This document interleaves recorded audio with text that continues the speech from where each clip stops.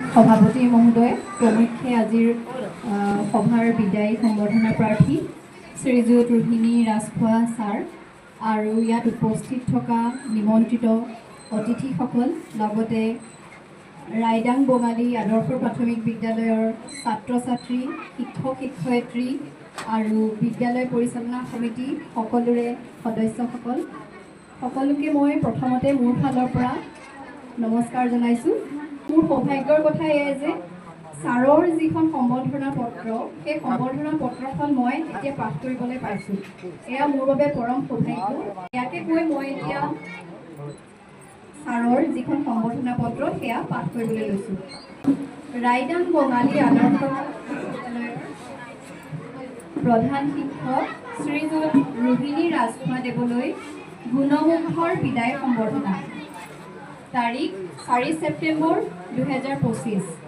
প্ৰতি মাননীয় শ্ৰীযুত ৰোহিণী ৰাজখোৱা, প্ৰধান শিক্ষক, ৰাইদাং বঙালী আদৰ্শ প্ৰাথমিক বিদ্যালয়, অৱসৰ তাৰিখ 31 জুলাই 2025। সেই শ্ৰদ্ধাভাজনে শিক্ষা নক্ষত্ৰ জয় জয়তে ৰাইদাং বঙালী আদৰ্শ প্ৰাথমিক বিদ্যালয়ৰ পৰিচালনা সমিতি, শিক্ষয়িত্ৰীসকল, সমূহ ছাত্ৰ ছাত্ৰী তথা স্থানীয় সচেতন ৰাইজৰ তৰফৰ পৰা আপোনালৈ সশ্ৰদ্ধ নমস্কাৰ আৰু কৃতজ্ঞতা জ্ঞাপন কৰিছোঁ। কৰ্তব্য মানৱ জীৱনৰ ব্ৰত, আশ্ৰয় আৰু ধৰ্ম। ইয়াৰ জৰিয়তে এগৰাকী প্ৰকৃত মানৱে জীৱনৰ সত্তাক উপলব্ধি আৰু সম্প্ৰসাৰণ কৰে। সময়ৰ নিৰ্দেশত জীৱনৰ গতি আগবাঢ়ে। আপোনাৰ শিক্ষকতা জীৱনত ঐকান্তিক কৰ্তব্যনিষ্ঠা আৰু অসীম ধৈৰ্যৰে শিক্ষাদানৰ দৰে পবিত্ৰ দায়িত্ব যি সততা আৰু নিষ্ঠাৰে পালন কৰি দেখুৱালে, তাত আমি অতিকৈ গৌৰৱান্বিত আৰু চিৰকৃতজ্ঞ। শিক্ষা গ্ৰহণ সামৰিয়েই আপুনি শিক্ষাদানৰ দৰে মহান কৰ্মত জড়িত হৈ সুদূৰ পানীতোলাৰ পৰা আহি এই পিছপৰা অঞ্চলত এখন বিদ্যালয় 1990 চনত প্ৰতিষ্ঠা কৰি অঞ্চলটোৰ অগণন ছাত্ৰ ছাত্ৰীৰ জীৱনত শিক্ষাৰ বন্তি প্ৰজ্বলিত কৰিলে। সেই মহান শিক্ষাব্ৰতী আজি আমাৰ হৃদয় ব্যথিত। জীৱনৰ সংকটময় কালক নেওচি আপুনি বিদ্যালয়খনৰ নেতৃত্ব দি অসীম ধৈৰ্যৰে আগবাঢ়িছিল।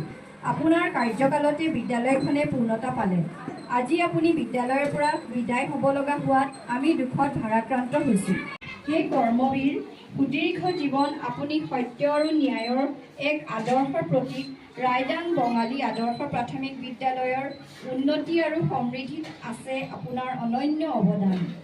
এগৰাকী শ্ৰেষ্ঠ শিক্ষক আৰু আদৰ্শ কৰ্মবীৰ ৰূপে আপোনাৰ স্মৃতি আমাৰ হৃদয়ত চিৰদিন অম্লান হৈ থাকিব।